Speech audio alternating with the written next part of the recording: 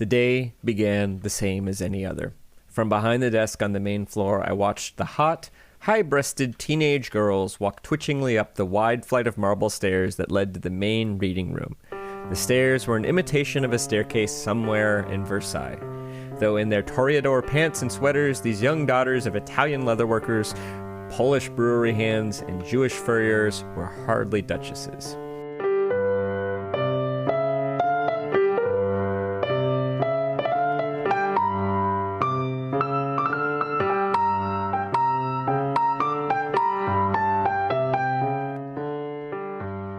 So jump.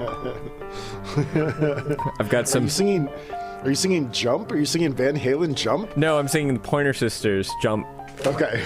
Jump from My Love. Same era. Van Halen Jump was 84. Pointer Sisters was 83. Yeah, it's just what's in my head. Although I don't know all the words, so I just know that. How do you? I mean, like, I get it. We all hang on to dates for things that are important, but I would never be able to pin Van Halen's Jump to a specific year. Well, the name of the album it's on is called 1984, so that does help. 1984 by George Orwell? I think that's the name of that album.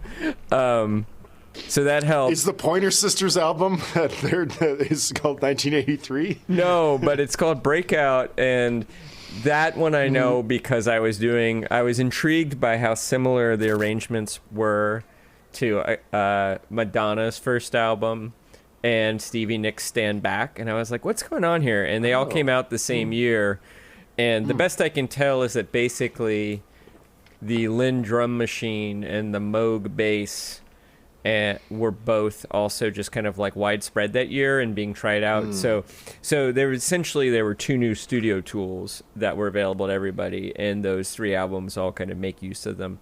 Although that's great. Yeah, although it's interesting because it's like, but there's also like there's like the upbeat aesthetic.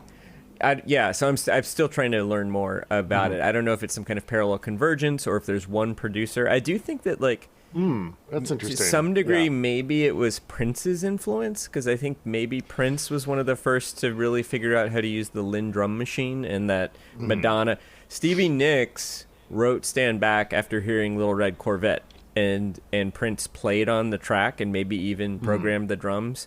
So it probably wrote it.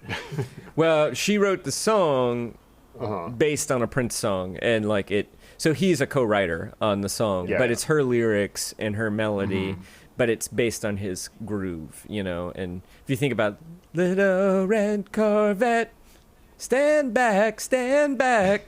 Da, da, da, da, da, da, da, da.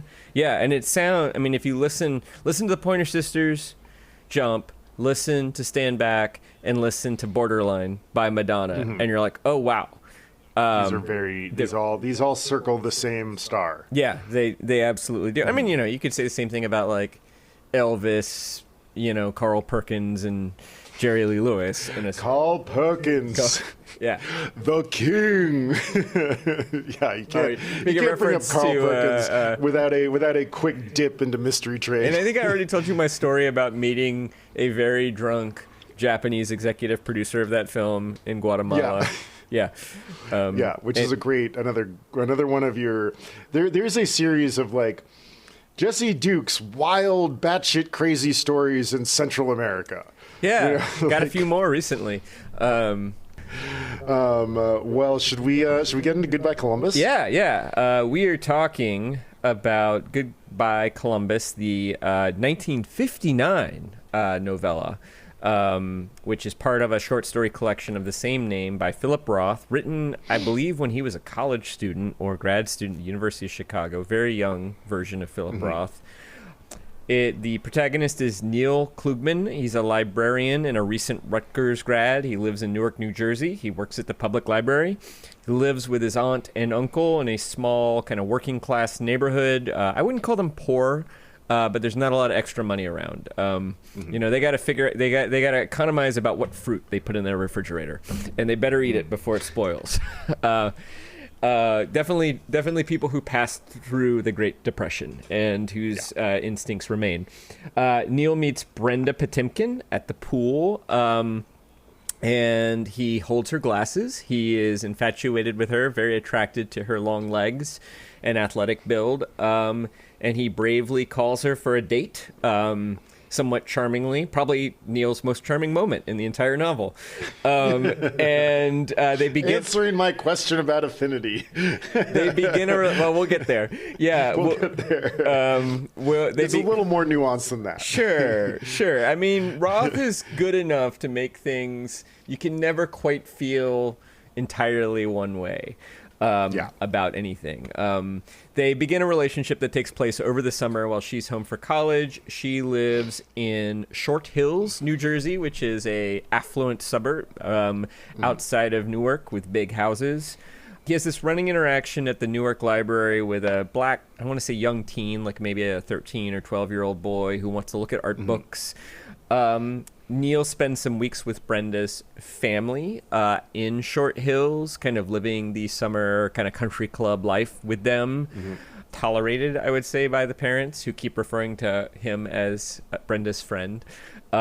Maybe gets or Bill at one point. Neil, they are sleeping together. They are having sex, and Neil asks Brenda to get a diaphragm. As he says, for my pleasure, quote. She is resistant. This is a big deal in 1959. It's a big deal anytime, but it's an especially big deal. She doesn't think her parents will approve. I think she's probably intimidated by the procedure. But he is very pushy, and she eventually relents and goes to a well-known kind of early version of Planned Parenthood. I forget what it's called, but a well-known clinic of that sort in Manhattan. Gets diaphragm, and he's happy about that. The diaphragm is also, he says something like, he implies that he's kind of not bold enough to ask her to be his fiance. So to him, the diaphragm is kind of a stand-in. It's like, we're taking it to the next level. Brenda's brother, Ron, gets engaged and married in the course of the summer. Neil goes to the wedding and has a wonderful long conversation with Brenda's Uncle Leo and also a bunch of other kind of avuncular old Jews of the family. It's a great scene. Yeah. Brenda goes back to college to Radcliffe. This is when Harvard was not coeducational. And they maintain the relationship over the long distance, although Brenda is quite immersed in the world of college. She seems pretty devoted to him, though, but she is not able to come back for the Jewish holidays. And he's upset about that, but he decides to come visit her in Boston. While he's there, there's a conflagration. Brenda's parents have discovered the diaphragm in a drawer back home, and they're very upset. They send 2 wonderfully rendered terrible letters to Brenda. She and Neil have a fight in which Neil basically accuses her of accidentally on purpose letting the parents find out about the diaphragm. They break up. Neil looks at himself in the mirror and he looks at himself at the library in Harvard Yard, sees his reflection, wishes to shatter it with a rock, gets on the train in the wee hours, and goes back to work on the first day of the Jewish New Year. Yeah. Fiend. Yeah. You got a reading. Yeah, I got a reading. I figured, I remember reading, I actually remember reading the first paragraph of this book and feeling just so like, wait, this is what Philip Roth is like? Like it was my first experience with Philip Roth, and which is kind of wild that I didn't end up with like Portnoy's Complaint or something else before that. And I was so struck, because I knew it was in the 50s, and I knew that I was at a time in my life where I was like, okay, I know something about Philip Roth. I know that you get Judaism. I know you get sex, but I didn't think it was going to be so like impeccably rendered. And I remember reading this first paragraph and just being like, oh my God. Like, I didn't know that we were getting sort of the second coming of F. Scott Fitzgerald, which is how I felt. And this book does owe a lot of debt to The Great Gatsby in its sort of like themes and ideas and everything like that. Yeah. But I will dispense with the preambling and just read the first paragraph. It's like The Great Gatsby if Nick was an asshole. Yep, that's right, exactly. And if Nick's relationship with Jordan, I was like the golf player. if that were more like foregrounded and like Tom and Daisy it's like yeah. Sorry, I interrupted you, but you're it's totally as though right. If like, Nick and Jay were merged into one character, yeah, exactly, and Jordan and Daisy were merged into one character, and then I mean, we get this wild Harriet and Ron thing. I mean, we'll get there, but you're totally right. It's like if Nick and Jordan became the main characters. We dispense with Jay altogether, and Tom and Daisy were Ron and Harriet. I could see that, but and then the name of the book would have to change into like Goodbye East Egg. Well, or wherever Tom Buchanan went to college. Goodbye New Haven. Bringing up another. I think we're getting a bit too deep. Give us your reading. We're getting a bit too deep. The first time I saw Brenda, she asked me to hold her glasses. Then she stepped out to the edge of the diving board and looked foggily into the pool. It could have been drained. Myopic Brenda would never have known it. She dove beautifully, and a moment later she was swimming back to the side of the pool, her head of short-clipped auburn hair held up straight ahead of her as though it were a rose on a long stem. She glided to the edge and then was beside me. "Thank you," she said, her eyes watery, though not from the water. She extended a hand for her glasses, but did not put them on until she turned and headed away. I watched her move off. Her hands suddenly appeared behind her. She caught the bottom of her suit between thumb and index finger and flicked what flesh had been showing back where it belonged. My blood jumped. My God. He's a badass. I mean, he's such a badass. And I will just put my cards on the table, and admit that as a human being, I despise Philip Roth. I find him to be a vile person. But I got to admit, he's a hell of a good writer. And I think maybe some of what will therapize with me tonight will also be like some grudging admiration for the value of his work, despite the fact, well, you're going to have a question about affinity, and so I think I'll save it to then. What do you admire in that? I mean, just going back to, what you just said about Philip Roth, you can really see how Philip Roth came up with Neil Klugman. Like that is a very, I mean, they're a hop, skip, and a jump away from each other. And yeah, I feel the same way about Roth, where I'm just very, very, very skeptical about him as a person. But I think the thing that strikes me so much about this paragraph is like, as a longtime reader of books and like somebody who like studies books and enjoys books and wants to know how they are put together, I could 100% like dive into this paragraph and do a close reading essay of just this. Yeah. The number of literary devices would be a lot. Like there's a lot that you could work with here. And he has clearly an incredibly well-tuned, even at this age, because he was in his like early 20s when he wrote this. Yeah. Just sort of a genius level with writing, but and what I'm saying is sort of with the architecture of writing, with the underpinnings of writing, with the aspects of writing in terms of like symbolism and diction, even sound. I mean, like she caught the bottom of her suit between thumb and index finger and flicked what flesh had been showing back where it belonged. The B's and the F's in that sentence are doing a lot. There's almost no long vowels in those entire sentences, so it's got this kind of dry punchiness to it that then sets up the next sentence, which is only 3 words long and is a punch to the throat. My blood jumped. And I think any straight young male will probably also understand what's going on here. But I think that those I think that paragraph is so smooth. You do not see the seams of the masonry. And I think it does an incredible job of setting up all of the themes of the book. Just like The Great Gatsby, there's a great theme of short-sightedness and myopia. Possession. That is, and inability to see past surfaces. Yeah, I mean, and we get many, many physical descriptions of Brenda throughout the novella.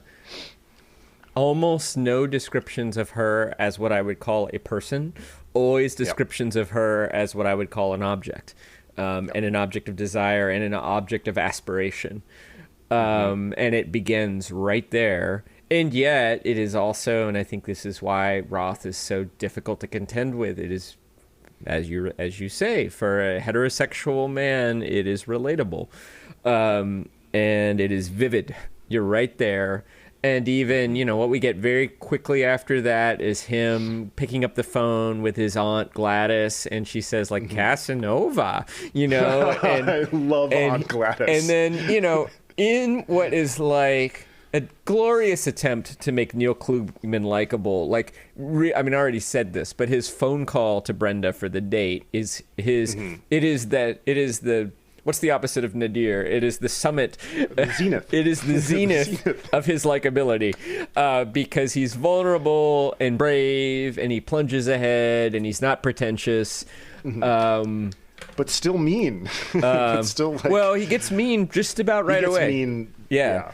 And well, and I guess I'm going to put my cards on the table with this question too. I'm having fun with if you see my two questions for you, one is JPD question about virtues. The other is JPD other question about virtues. Other question about virtues. So, but the first question, and maybe in the more traditional sense, if you take this book, and I think you're on pretty firm ground doing this, knowing something about what I know about Philip Roth.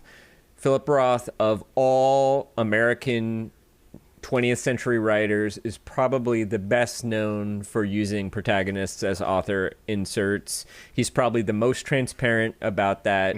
One of his, later protagonists is named Philip Roth. Nathan Zuckerman is the more common one, but he's pretty much always writing about himself. I mean, he creates little variations here and there. And he's not obfuscatory about that. He doesn't claim otherwise. And, he has a particular worldview, I think. If you've read enough of his things, you see certain themes that emerge, and you also see characters behaving certain ways, and you see characters failing to behave in other ways. And so with all of that in mind, thinking about either tone of voice or worldview, if this novel were to espouse a philosophy of life, what would you say Philip Roth is telling us about the good life? Or what constitutes a life well lived? Got it. Okay, when you say the good life, what that puts me in thinking of is basically like the Potemkins. So I'm not quite sure if that's what you mean. I really mean a virtuous life, a life well lived. Okay, what is the life to aspire to, that one should aspire to? Oof. Okay. You can strike virtue, a life well lived. I'll put it that way. A life well lived. So what is Philip Roth in this book trying to tell us would be a life well lived? This is a tough question, man. Yeah. Because I'm gonna try to work my way around to it. Because I think one of the central messages of the book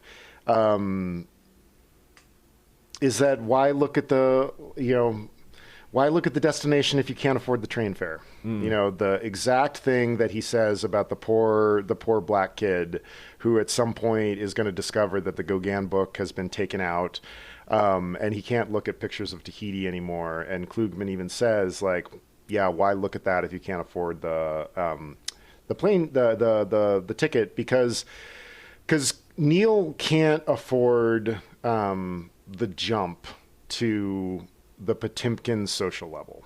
There's a bunch of reasons why. I think the biggest reason is himself, that he is so truculent and stuck in his ways and arrogant, but at the same time insecure. That he is the reason for all of the bad things that go wrong in this novel. And because, like you said, because we know something about Philip Roth, the person, it's hard to imagine that Neil Klugman is a satirical or character where we're meant to be like, like he can't make it to Short Hills. We should conceive some idea about the faultiness of ambition in this way, the faultiness of trying to transcend your class, ethnicity, and what you were born into. I think this book is talking about how difficult that is to do, because even when the Potemkins managed to make that jump, like a lot of nouveau riche, they carry these. Man, when you're talking about Roth, they're just like, there are minefields everywhere. But I'm just going to kind of shoulder on.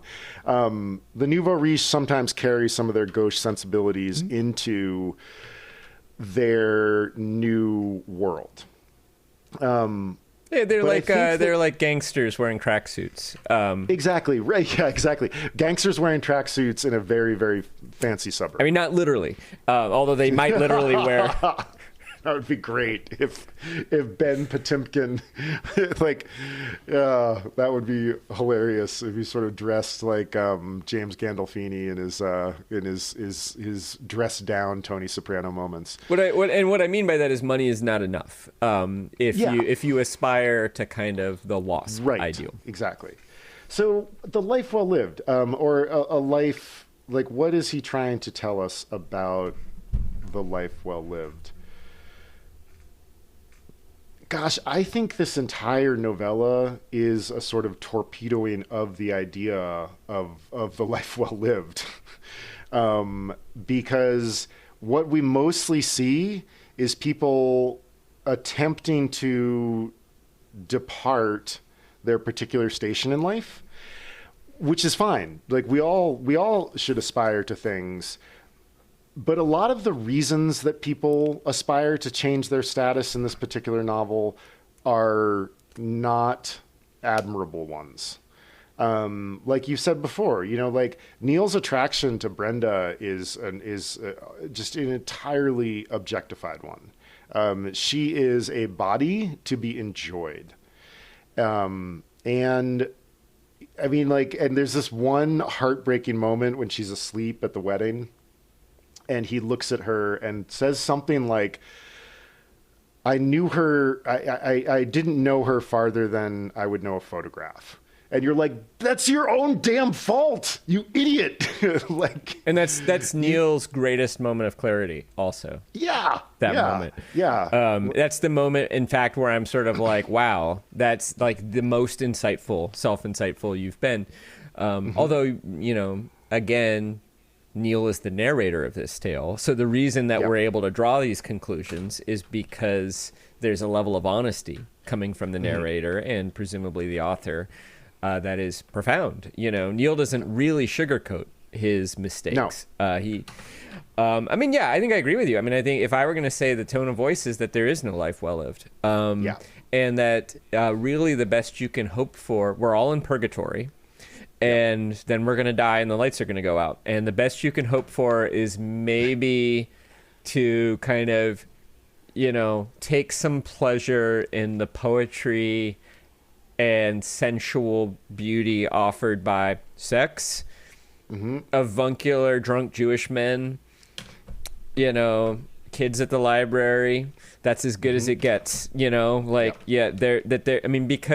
the scenes that are all dialogue with Uncle Leo and with the Potemkins at lunch with the little sister, some of those scenes are delightful, just delightful slice of life. And even though the characters are still behaving with insecurity and squabbling and bragging and all of these things, there is a delight to that. And I think Roth is telling us that's as good as it gets, that some moments are occasionally pleasurable and you should just try to enjoy those, because otherwise you're basically just cursed to be trapped by your own insecurities. Yeah, and your own place in the world, which is which in this novella, like what you have been born into, whether it's ethnicity or race or class, like has a very, very, very firm grip on you. The only way that the Potemkins lift themselves out of the lower middle class is basically by getting a government contract to sell sinks to the army. And the other thing that you can look forward to is the nostalgia of looking back at your college graduation and thinking like, gosh, those were the days. At 23. At 23. And I mean, that's the reason why this book is so, why it owes such a debt to Gatsby. And then I would also say Michael Chabon's book, Mysteries of Pittsburgh, is so close to this, because like this book trades in nostalgia so powerfully. Yeah. And then, I mean, there's also stuff like, I mean, you can mine this book for symbolism and parable and imagery. It's the Garden of Eden. like they're literally in the house in Short Hills eating fruit and having sex. And like, and that is, in the garden. Yep. In the garden state, in the small. Yeah. That's the thing. It's like, it's like he's a criminal who does his crimes out in public, Roth. Well, but I would also argue, that if Neil wanted, he could. I mean, he is accepted by the family. He's eventually rejected because he is a fraud, in terms of he's pretending to share their values, but he actually holds them in contempt. He, for not 1 second, regrets his sexual relationship with Brenda. His only the thing he's indignant about is that she didn't do a better job hiding it from the mother. Oh my God. I mean, that scene is so cringy. It is so hard to read, and so he wants to be accepted by people, but the way he goes about accepting, I mean, you can hear there's a moment where he's talking about, what kind of Jew he is, Orthodox versus conservative. And, the writing is great. And, you have this character who, it's almost comical, right? He cannot claim to be observant because he's not. And he's too much of a good liar and manipulator to know that he could get away with that. So he's trying to frame his poor observance in a way that will be ingratiating to Mrs. Potemkin. And he keeps, bumbling through this. And at no point does it ever occur to him to just be an authentic person. And and there are occasional moments where he does that with Mr. Potemkin, but it's calculated. He's like, maybe the best play right here would be honesty. That might get me something. And he's that way with Brenda, too. Like when he's arguing and trying to get her to get the diaphragm, his calculation is not, oh, am I asking too much? Is this upsetting to her? Is it scary to her?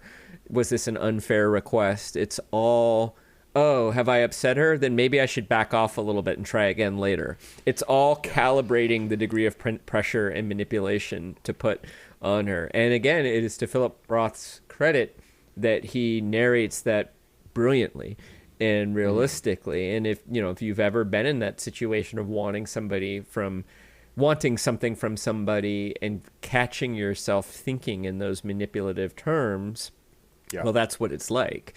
And it's disgusting, and one would hope that Neil Klugman would catch himself at it and aspire to something better, and he never does. Yeah, I mean, it's sort of, like, this was the first time you read this, right? It is, yeah. And I'll just say I had read Portnoy's Complaint, and I had seen the movie Elegy, which is based on his novel The Dying Animal, and that's basically it. I've read some essays by Philip. I've always found Philip Roth, like, I read Portnoy's Complaint, but basically, I've told you a little bit about dating somebody who was in an MFA program and encountering some of the corruptness of that program. And Philip Roth has always sat right at the center of, elder professors picking the prettiest students to be their advisees and taking them out for a drink, all of that. He is, but also the kind of dismissiveness of any other genre other than Philip Roth's genre, which is interior psychological realism about recognizable upper class contemporary literary life, which is what he writes, which is called literature. Literature. And what it really is psychological realism about the sort of people who write books. Which is actually usually set in and around New York City. Set in and around New York City or some other like writing enclave, and often having to do with an affair, possibly death or both. Yeah. So my question about experience was, like as this book was unfolding in your hands, like what was your experience like? Like just kind of narrate your kind of like reactions to the characters and the action and the writing. Like I was really curious about this because I knew it was your first time reading it. Yeah. Just like kind of a pleasurable disgust. And like definitely the episode title right there. And kind of a like, I mean, I think I came in with a lot of baggage because what I just told you about Philip Roth, and I might not dislike Neil Klugman quite so much if I didn't have that Philip Roth baggage, but I do, and so there it is. But I also feel like Neil Klugman perfectly lived up to the sort of protagonist I expect in a Philip Roth novel. And then, so frustration, disgust, occasional moments of happiness and joy, particularly around the dialogic sections, and also the sections where he's just kind of describing the landscape of New Jersey, and the cultural landscape, but also just the architecture and that sort of thing. A kind of desire to punch Neil Klugman in the mouth a lot. A brotherly affection for Brenda, like just basically want to like beat this guy up and keep him away from my sister, because Brenda seems pretty nice too. She's great. And like if he could only see how lucky he is that she somehow regards him. I had a lot of that, and then alternating admiration for Roth, and then but also alternating with a sense of like, man, I think your talent is kind of wasted, or maybe not. Going back and forth about that because and this will get into maybe my next question, which I'm sort of curious if you agree about, but it also relates to my first question, which is that I think that one of the reasons I read is because I want to be inspired in some way to be a better person. And I think that Philip Roth is basically saying there's no such thing as a better person. And there are other books that are about destructive, disastrous characters that offer more of a rope of hope, offer a little bit more of a glimmer. Hemingway's characters are shattered at the end or dead, but there's this spirit in Hemingway. It's this is a world that's worth dying for. You may have been mutilated by the war, but at least there's fishing and bullfighting. And Jennifer Egan, the characters are, Sasha's the closest author insert, and she behaves in ways that are very self-destructive, but there's always a kindness to that character, and that kindness ultimately grows, and her destructive behaviors ultimately shrink over time, and she holds out that possibility to us in a way, and there's none of that there.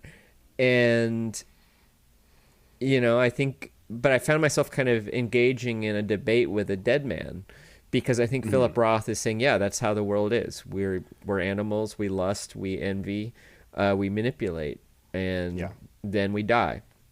Yeah. And we can't leave our space. Yeah. And so I just found myself kind of having that debate.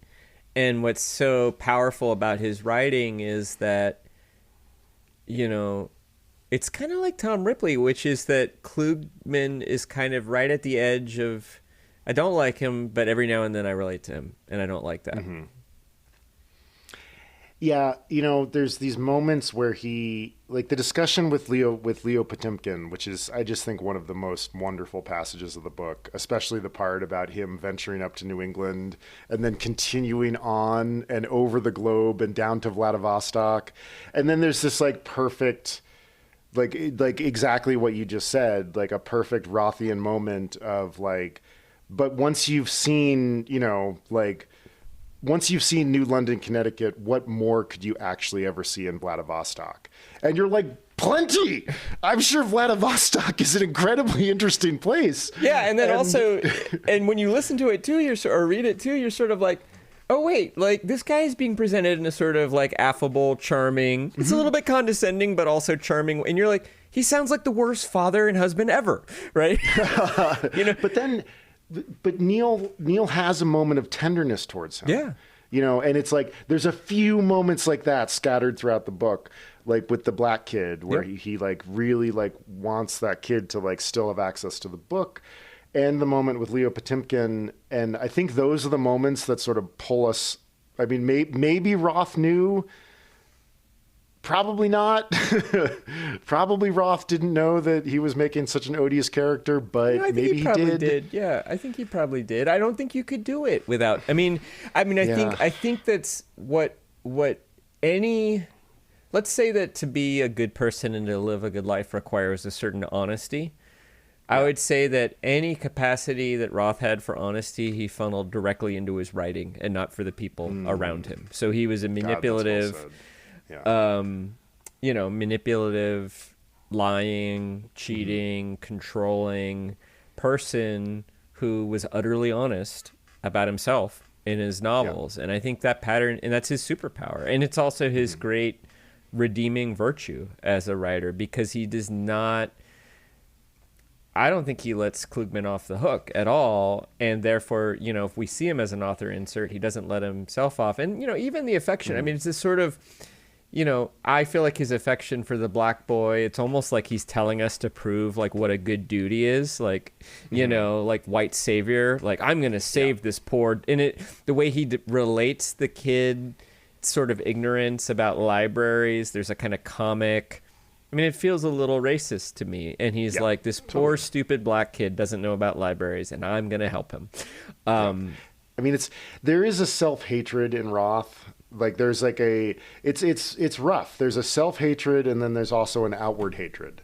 And so it is a difficult experience because you spend the entire time of the book, like, as you said, pleasuring in the writing, and it's a really sad story. It's a sad, unfortunate story that is fashioned out of the shortcomings of the characters, which you're like, well, yeah, fiction, like bad things have to happen to the only good person in this book is Brenda, and bad things happen to her because of Neil. Yep. But you know, what's your? I'm interested to hear the next question about virtues. What is the virtue of relating a story about a character who is a bad person who remains a bad person? That's such a wow. Okay, that's a great question. Because we wrestle with this question a lot, right? Like this is a question that comes up in film and books, music, all the time. Like how do we deal with the charming and irredeemable person? Like how do we make that work? I mean, for me, the virtue of a book that focuses on a bad person who remains bad,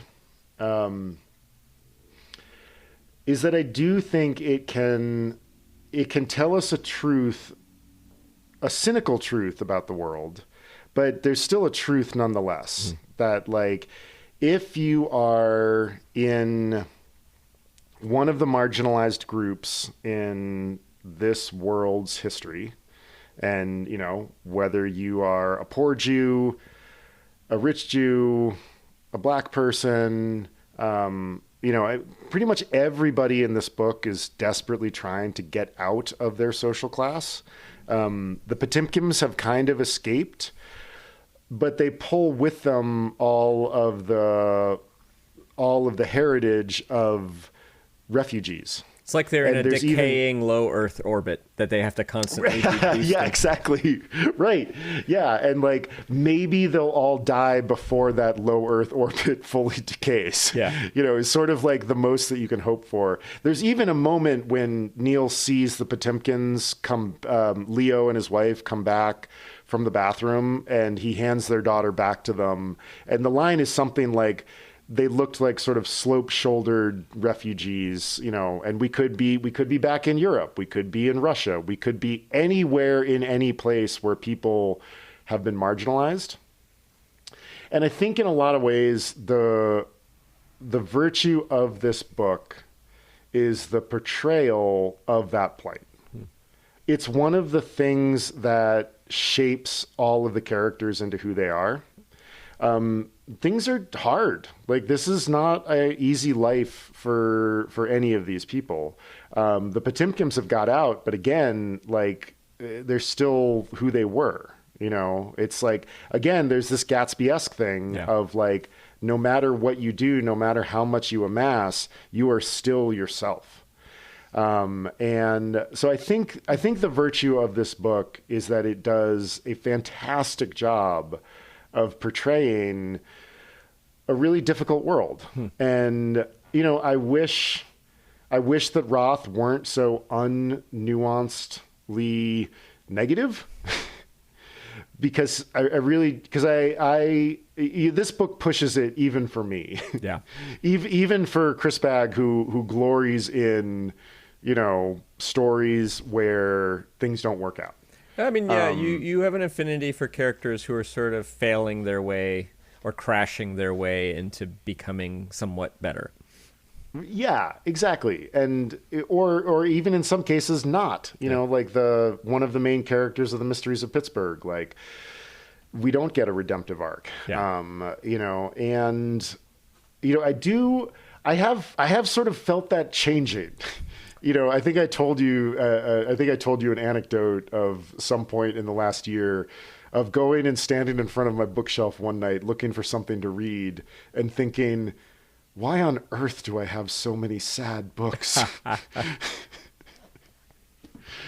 But, I mean, like I have also been sort of shaped by this world. Mm-hmm. Like I am trapped myself in my own, in the world of my own making, or not of my own making, of the circumstances that I was born into, sure. Which are very comfortable, but still there are aspects of it that lead you to a certain kind of self-effacement and some of the kind of self-hatred that you can see in Klugman. But I think the two virtues of this book are that portrayal and the absolutely pitch perfect writing, which is just astonishing. Like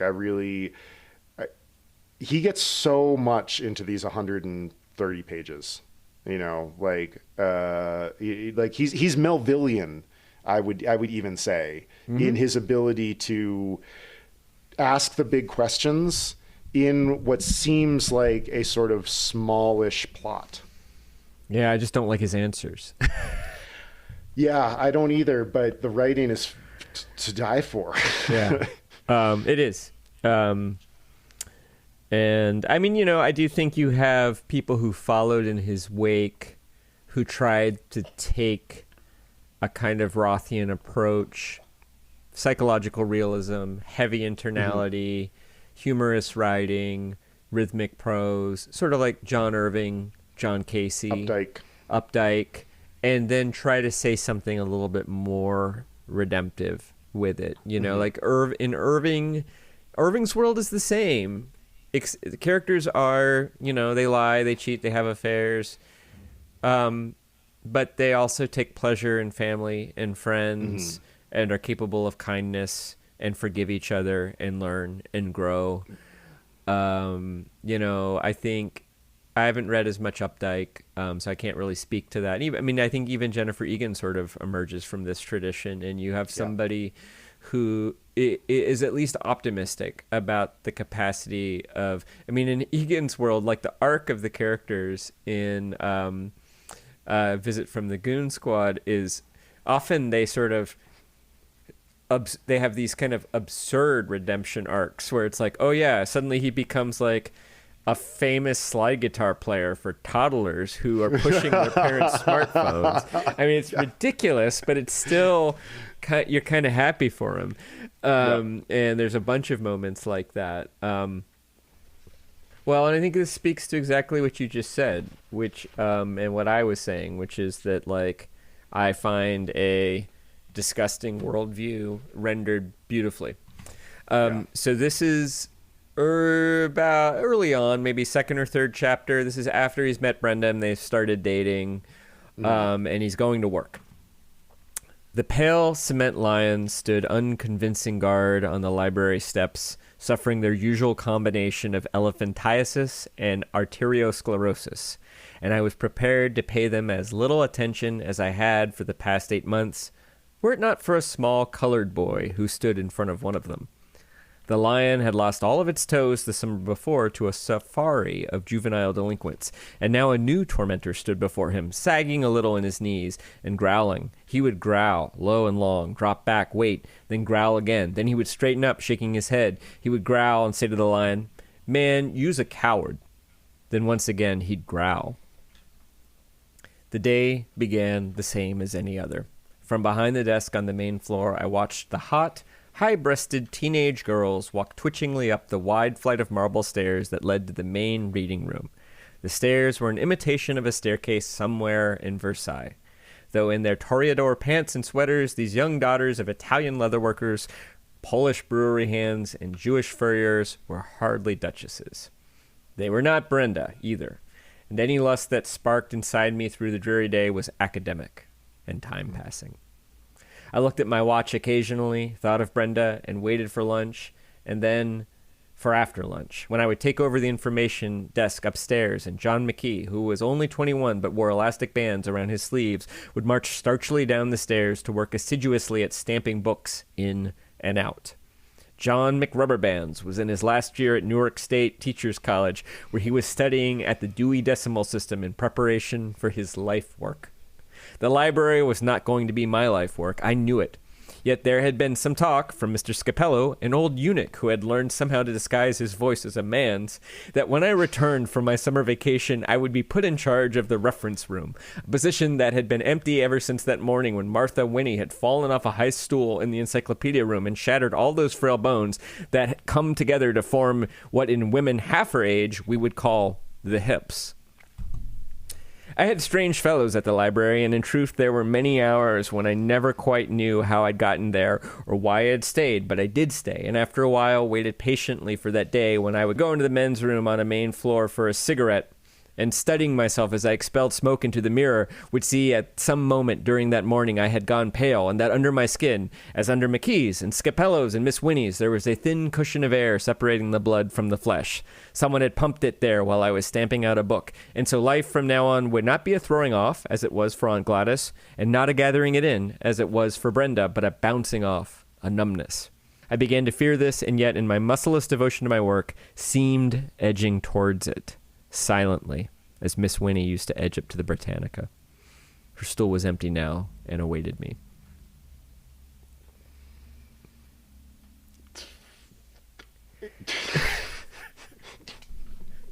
I mean, it's hilarious. It's epic. He's an asshole. He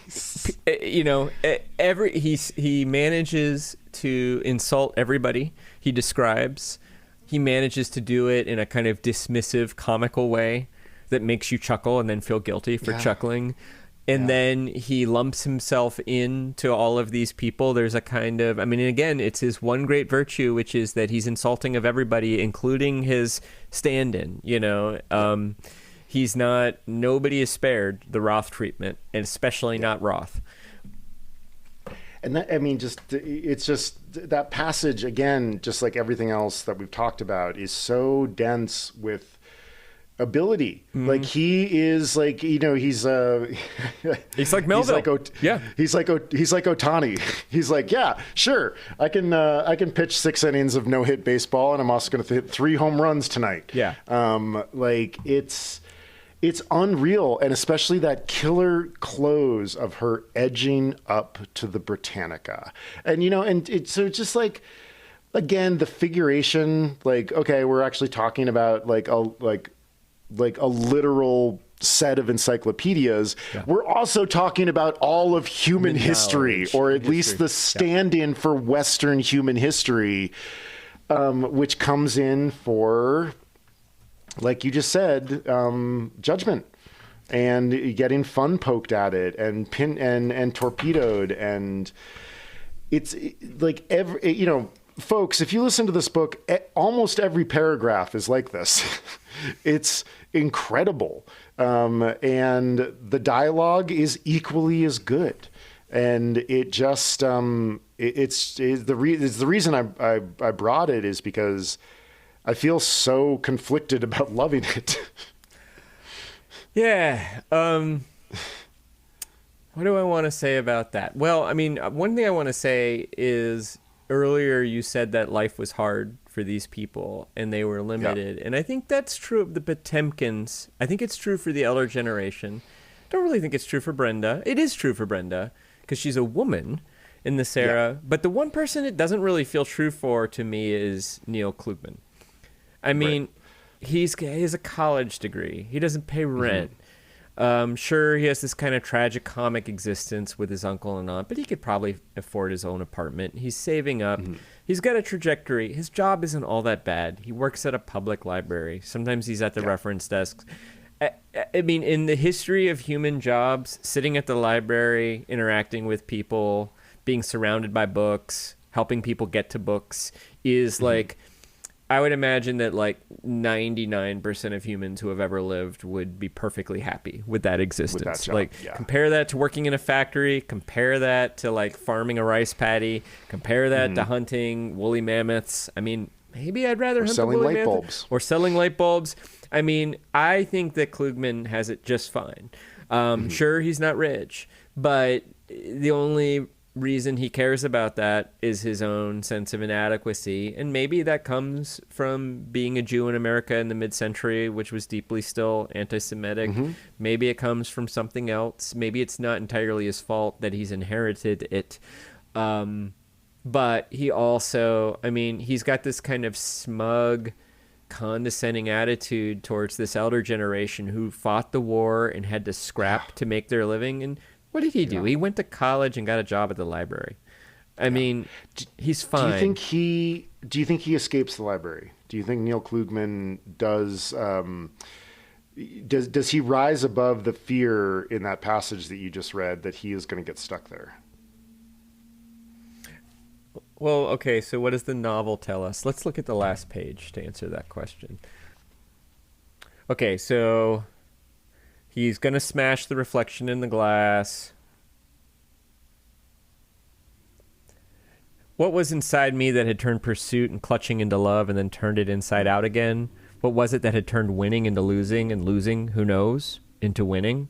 I was sure I had loved Brenda, though standing there I knew I couldn't any longer. I knew it would be a long while before I made love to anyone the way I made love to her. With anyone else, could I summon up such a passion? Whatever spawned my love for her, had that spawned such lust too? If she had only been slightly not Brenda, but then would I have loved her? I looked hard at the image of me, at that darkening of the glass, and then my gaze pushed through it, over the cool floor to a broken wall of books, imperfectly shelved. I did not look very much longer, but took a train that got me to Newark just as the sun was rising on the first day of the Jewish New Year. I was back in plenty of time for work. You know, if I didn't know what I know and dislike about Philip Roth, I might actually take that as a somewhat hopeful ending. I might actually take it as a version of Hemingway's The Sun. It literally is The Sun Also Rises. You know? Yeah, totally. It is. Tell me why. Tell me why you find that. Why you find it, if we divorce our understanding of Roth from this passage, take me through how that could read as a positive. Well, one interpretation of this is that he's upset at himself because he has lost in the game that he has set for himself, that he's not played his cards properly and lost. Another interpretation of this, what is it inside me that it turned pursuit and clutching into love and turned it inside out again? Perhaps what he's saying is, okay, so first I wanted to possess this woman, then I fell in love with her, and then the mistake I made was continuing to want to possess her. Maybe it's a little bit hard. What was it that it turned winning into losing, and losing, who knows, into winning? I mean, it's complicated, but maybe he is realizing the degree to which he caused the relationship to end by trying to possess and control somebody without any regard to their feelings and their humanity. If that is a realization that he's having at 23, and then he's looking and seeing the books improperly shelved, maybe that's enough for 20. He has enough time in his life to become a better person. And he's been given an insight, and certainly I behaved poorly in my 20s in ways that I probably wouldn't today.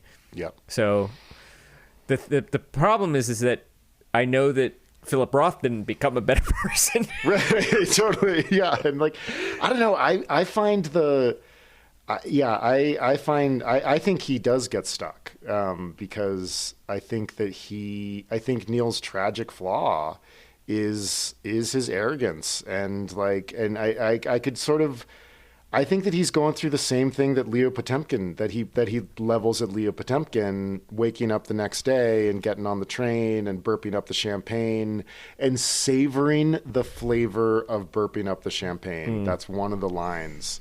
And he has this whole back and forth about turning winning into losing. I think you're totally right. But we don't actually get an epiphany. Like, what happens is he looks at his reflection and then looks through it and is like, those books could be better shelved. And then he heads home and he makes it back in time for work. And I don't know, maybe it's me wanting bad things to actually happen to Neil and not just Brenda. But I think he gets stuck at the library. Well, but also let me just say, you could write that entire scene that I read from the library in a completely different tone of voice and mood.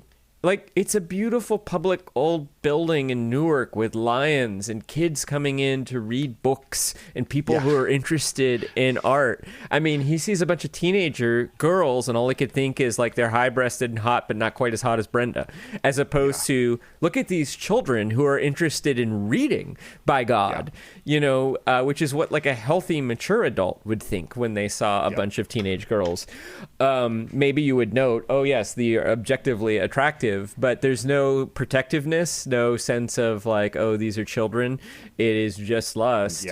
And it is and all he sees around him is sort of bitter, aging people, as opposed to people who probably have some interesting stories and some wisdom and some knowledge. Miss Winnie is probably a smart lady, but all he can see is the fact that she broke her what would be called on a younger woman hips.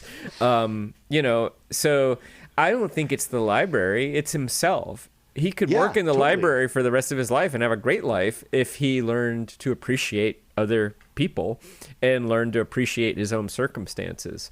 And I did, and he does say, what was it inside of me that had turned pursuit and clutching into love and then turned it inside out again? If he could answer that question. If he could, yes. If he could actually find his way to answering it. Yeah. But I don't think he does. Trivia. You're up. All right. Well, I was feeling kind of angry at Philip Roth. So, okay. According to Roth's ex-wife, Claire Bloom, who wrote a memoir, which controlling or manipulative or otherwise disturbing behavior did Roth not engage in? So I'm going to give you 4. One of them is not true. Okay. A, insist on the right to veto. Claire was an actress. Insist on the right to veto any of Claire's acting roles on the basis of whether she was cast alongside former lovers or people he suspected of sharing a mutual attraction with Claire.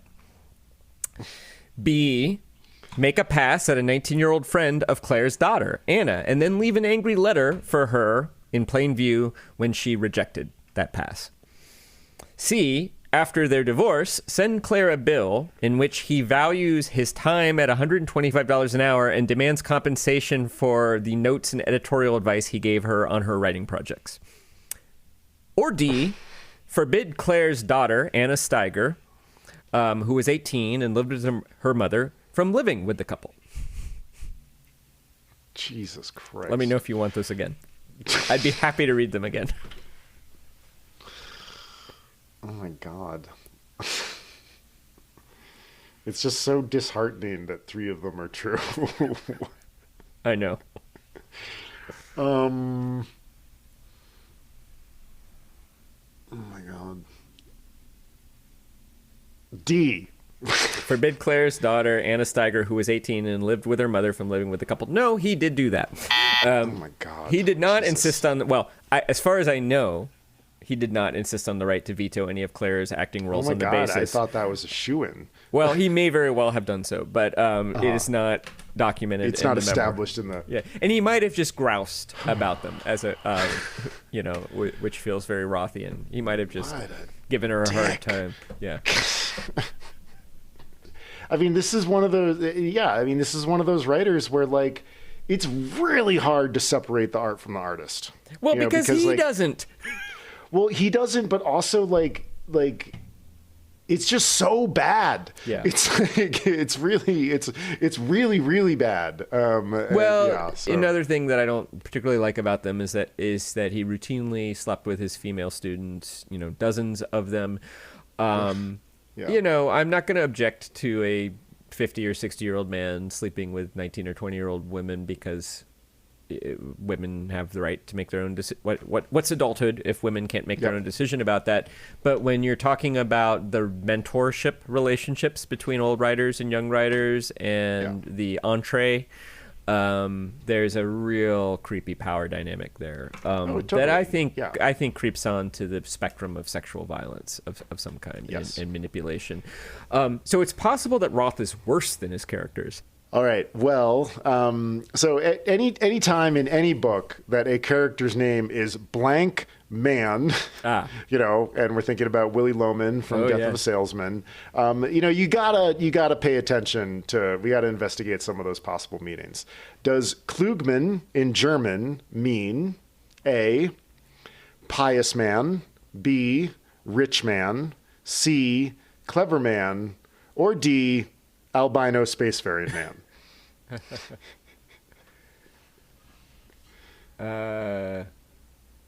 I'm sorry, give them to me again one more time.